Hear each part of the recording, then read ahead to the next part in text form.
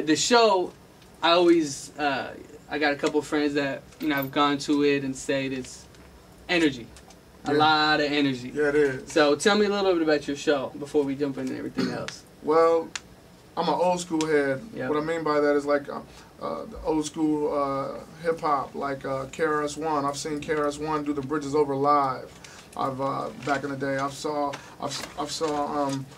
Eric B and Rakim do Follow the Leader. You know what I'm saying? And Eric B is the president. You know what I'm saying? I've seen Busy B rock a crowd. You know what I'm saying? I've been at a Run DMC concert, LL Cool J concert, Public Enemy concert, the biggest NWA. The Those are the two that made me want to rap. Public Enemy and NWA. You know what I mean? I've seen all this stuff. So everything we used to do when we used to be dancers, pop lockers, break dancers, every b-boy, you know what I'm saying? It's within our show, you know what I'm saying? And Chris has the same upbringing, so does Cut Calhoun, and all three of us, we get together, and a long time ago we used to put moves together, be in the studio coming up with moves to do the song. Right. If you got, you know what I'm saying? We're gonna move like that, but now that we got those old moves, if one of us start doing something on stage, we'll just catch on, and it'll just turn into a routine. It's like the Temptations, the new Temptations. That's what it looks like. Yeah, right? It's not everybody screaming on the mic. Nah.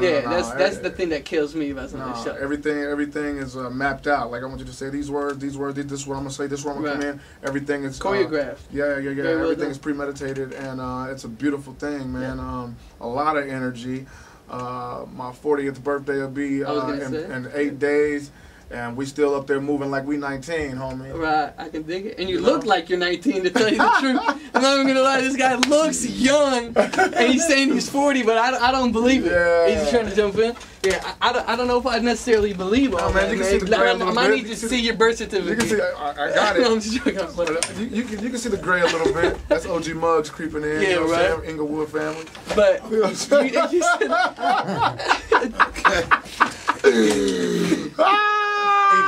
That's how we rolling, you know what I'm saying? And he looks like this when he says, I'm from Inglewood. Yeah, you know what I'm saying? You come to my shows, you come to my shows, you're going to see Tony Lane, you're going to see Big Shug, you're going to see OG Muggs from Inglewood. Right. You mentioned your birthday, though. You mentioned your birthday, and you're coming out with the record on the same day as your birthday. Yeah. Welcome to Strange Land. Tell us a little bit about the record. It's a weird record. Right. I mean, you know what I mean? The way I put it together, it's like Pink Floyd, Dark Side of the Moon or something. You know how we used to get high and watch The Wall. And, we play Pink Floyd, Dark Side of the Moon, and watch The Wizard of Oz. You know what I'm saying? It's I never did that. No. I did it. We did it. It's weird too how it goes together. Yeah. I don't get high no more. I've been clean for over 4 something years now. You know what I mean? But I connected everything on the album. All the songs are linked. Rhyme form, you know what I'm saying? I'm introducing the songs like I did all 18 songs. If you bought the deluxe package, it's 18 songs instead of 15. The regular is 15. But I did 18 songs, and then after I recorded the 18 songs, I went back and I left. This is the first album I left all the intros open so I can go back and connect them. Wow. And rhythmically, in rhyme form, you know what I'm saying? So it was either going to be way corny, like Dr. Seuss, or it's going to be way genius, and it turned out to be way genius. I was worried, That's the thing about certain artists like yourself, like that puts that much knowledge, that much research into your music. Yeah. Like, how do you feel sometimes when people don't connect to that? Like, does it tick you off, or you just like, screw, the people that I need I don't think people are going to get it until they like really listen to it, man. You know, they probably just like, oh, he just introduced Chris Calico, and Chris Calico started singing. Oh, he just introduced J-Rock and Cut, and they just started singing. You know, and it's like, it'll hit them later, you know what I'm saying? Because it sounds so good, it sounds regular, you know what I mean? That's how I wanted it to be. I didn't want it to be stupid and corny, because it could have went that way. It could really you know go Wizard of Oz, the bad part of the Wizard of Oz. It could have been corny, you know what I'm saying? So, we got the album actually posted on the page right now on the top of the embed, the video. So you guys can get that directly at the moment. But you've been in the eye, man. You've been in the public eye recently. Yeah, You've had the cypher on BET, which was wild. That was major for me because it looked great. I've never really been on BET before. For them to call me somebody that's always been looked at as a devil worshiper or a cult leader, whatever they might call me, you know what I mean? White people music, this, that, and the other, be on Black Entertainment TV, ripping. That was a big thing. It was a great look. And, the ciphers are the best part of the BET. I'm not gonna lie, I didn't watch it. Yeah, I had to see the YouTube videos later. No doubt. I just can't watch. People watch for the ciphers. Yeah, though. exactly. That's the one thing that the BET thing was humongous. The thing before that was the Wayne thing. I was gonna say, I'm going a little backwards. The Carter 4. Carter 4. That's a big look. Andre 3000 and Wayne. I'm not even gonna lie. I was surprised. I'm sitting there listening to it, and I'm not a consistent listener of your music. I'm not going to sit here and act like it. But in the last couple of years, especially in the time that I've really tried to appreciate different kinds of hip hop, I've really taken it in. And when you went in on that record, man, and Andre after, you guys just like stayed.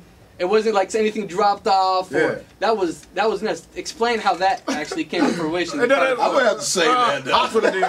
Watch with the kids. Drop something to get the profit. Get not with the biz. I don't get the regions that really pop with the crib. So hey, better stop with the jib. All for the things, but the boss. It don't matter what the cost, but the live, but the cross with the whiz. That's all I'm saying. I can't curse.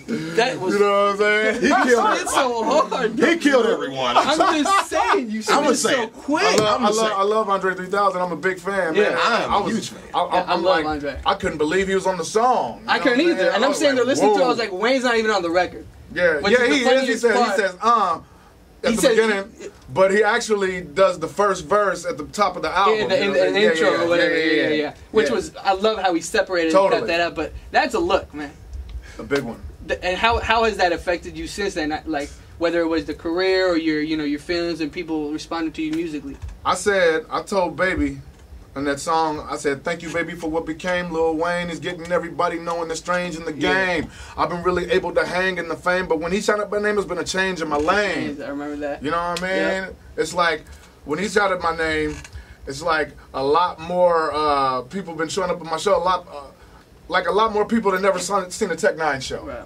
You know, and I can tell because now when we do Areola and we tell them to show your titties, baby, and they be like, I don't know. You know what I'm saying? You know what I'm saying? Maybe one titty? You know, this top. They show top. This is the less titty tour that we've had. You know what I'm saying? Like, we've been seeing titties. But it depends on where we are. You know what I'm saying? Because they're not sure what to do. They're like, what is he talking about? And they say, ooh, Areola. By the end of the song, they're like, oh, okay, Areola. They don't know. But the technicians and the juggalos and juggalettes, everybody, the Cottonmouth Kings, the Queens, the gangbangers, and all them, everybody come to my shows, they know when to show the titties. Right. Well, that's not a bad thing to be shown. No, but it's a good thing though. You know what I'm saying? All new fans, I say better late than never. Right. And that's what's happening, man. Much love and respect to Young Money and Cash Money. Yeah. You know what I'm sizzling, Wayne and they give you and Mac Main and everybody down, you know what I'm saying, that was that had a hand in getting me on the album, you know what I mean? Like OG Muggs, you know what I'm saying, getting me to Rikers, you know what I'm saying, hooking up with Macho and EI to get me to Rikers to meet Wayne, you know what I'm sizzling, and Wayne telling me when I'm in there after our 3-hour conversation saying when I get out it's on. He wasn't lying. He came to Kansas City, did a big show, called me on stage, and it erupted, you know what I'm saying? Wow. Big thing, man. Big and I heard M, mention you and he just lyrically did. He just did. He just said Tech N9ne is ill. Yeah. How does that feel when you talk about lyricists in the game? Because obviously the best rappers is whatever, but lyricist is a different category of music.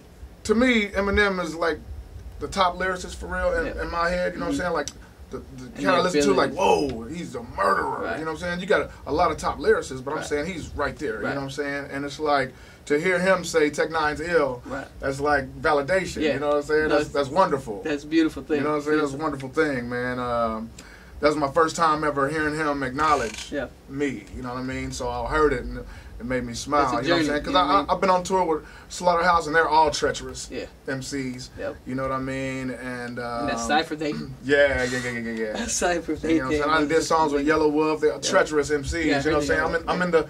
I'm in that bracket of treacherous MCs. And when the treacherous MC, number one, say he's ill, it's a good thing. Other than, I don't, Tech N9ne boo-boo. You know what I'm saying? He could have said that. Yeah. No, you're right. It's like rolling with the wolf pack almost. The Allen term. Much love. Yeah. And then finally, Double XL did the little parody. How did you feel about that? Because I don't know if you've ever seen it. Double XL did a parody of the song. They did the intro, the interlude, and the outro. The homeboy Sam did me, you know what I'm saying? And he did pretty good. Yeah. I want to tell Sam, thank you, brother. You did really good on that, man. I put it on my Twitter. You know, he's seen it. Yeah. You know what I mean? But Yeah, he murdered it. You know what I'm saying? Sue Woo business. That was hilarious. Honestly, he killed it.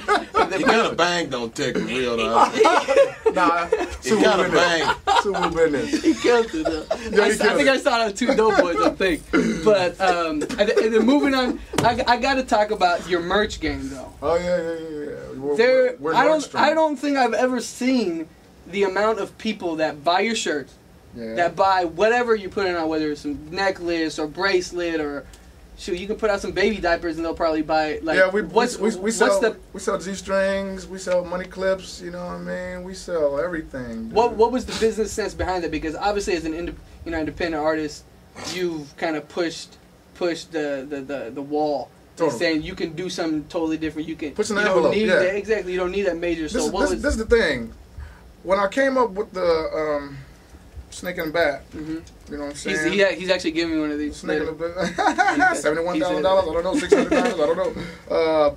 When I first came up with the Snake and the Bat in my dream, I told Travis I wanted the snake to the S for strange to be the snake, and the wings, the M, to be the wings of the bat. You know what I mean? I'm a Doors fan, and that's how I came up with the whole idea in '97 that I want to call my label Strange Music. You know what I mean? So if it wasn't for Jim Morrison, I wouldn't have even been sparked to do something wonderful like this. So thank you to Jim Morrison. I got to tell him last year when I went to Paris, to Père Lachaise, to his gravesite, and I told him thank you. I drank red wine with him and everything. It was a beautiful thing. He was with me, you know what I'm saying? He poured out some liquor for him, you know what I'm saying? We got it all on tape, you know what I'm saying?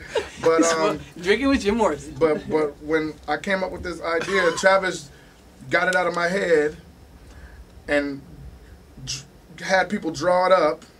Grant Rice was the first one to draw it up. And then Travis had some other guys perfect it. And Travis, at that moment, his business sense said, okay, we're going to put this on a hat. And we're going to put this on a shirt.